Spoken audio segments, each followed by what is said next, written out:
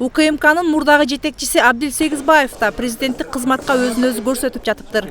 Ал Борбордук шайлоо комиссиясына 14 ноябрь күнү арыз берген. Анын мындай кадамы коомчулукта талкуу жаратууда. Абдил Сегизбаевди саясатчы катары көргөндөр аз. Саясатчы деп мен аны баалабайм, бирок саясатчылардын жанында жүрүп, анча-мынча тапшырмаларды аткарган жигиттердин бири деп айтсак болот. Эми убакыт кетип баратат, ал жигит чоңоюп калды. Балким өзүнө чоң саясатчы деп эсептейт, балким анын колдоочулары бардыр, жердеш туугандар бар.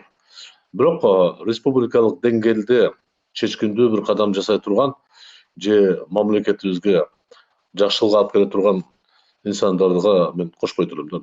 Абдил Сегизбаев өзүнүн карьерасын Сорос фондунун жөнөкөй координаторлугунан баштап, 2003 жылы туңгуч президент Аскар Акаевдин маалымат катчылыгына чейин келген. Аскар Акаевдин түбүнө жеткендердин бири катары дал ошол Абдил Сегизбаевди айтышат. Ал эми 2010 жылдагы ыңкылаптан кийин Алмазбек Атамбаевдин этегине жармашкандан тартып, анын иши жүрүшүп, ити чөп жей баштаган. 2011 жылы президенттин жардамчысы, кийинчерээк президент аппаратынын маалымат саясаты бөлүмүн жетектеп, кеңешчилик тагылган.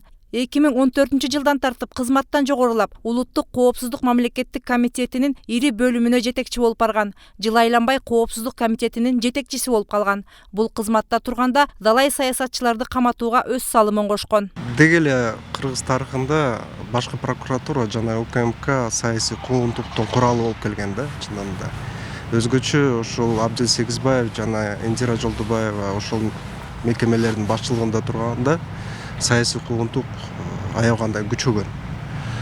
Ошондуктан алардын саясий талаада гана эмес, кандайдыр бир коомдук иште дагы кандай иштерди жүргүзүүгө тыюу салыш керек да. Иллюстрация ошол адамдардан башталыш керек. 2016 жылы Белизгейт чыры менен бир катар депутаттарды күнөөлөп чыккан жайы бар. Альфа Телеком компаниясынын акцияларын сатып, 2010 жылдагы ыңкылаптан кийин акциянын 50%-на ээлик кылганын далилдеген документтер бар экенин айтып чыккан. Кийинчерээк ал документтер жасалма экени ачыкка чыгып, өздөрү уят болушкан. Муну саясий заказ деп сыпаттап, саясий оппоненттерди каралоо үчүн колдонулган ыплас ыкма үчүн жооп бериши керек дегендер бар. Кайсы бир офшор компанияларга иштетип, тапкан акчаларыбыз бар деп, далил бар деп айткан да. Ошондо суроо бергенбиз да, сен убакыт келгенде жооп берип каласың, бул калп болуп калат деген да. Тилекке каршы ошондой эле болуп калды. Кийинчерээк апостил жөнүндө ал далил боюнча сөздө болбой калды да.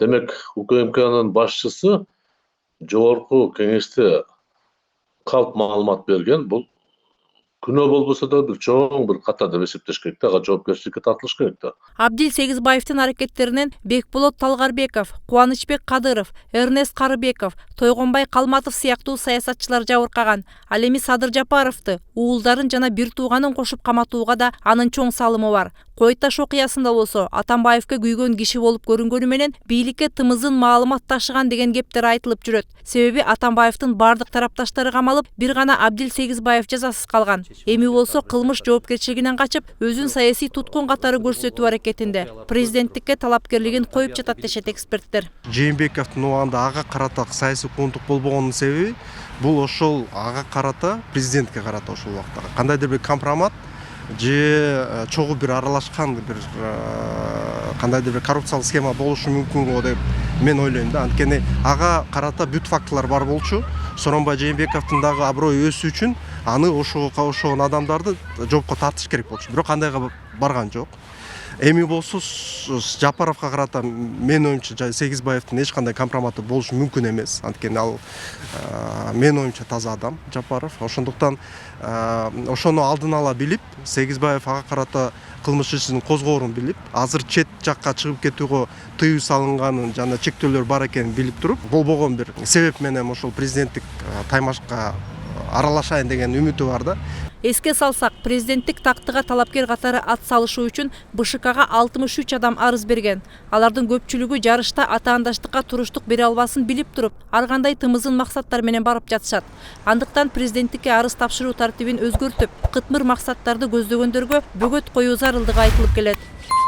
Мээрим Ташыбекова, Улукбек Абдиев, 7 канал, Бишкек.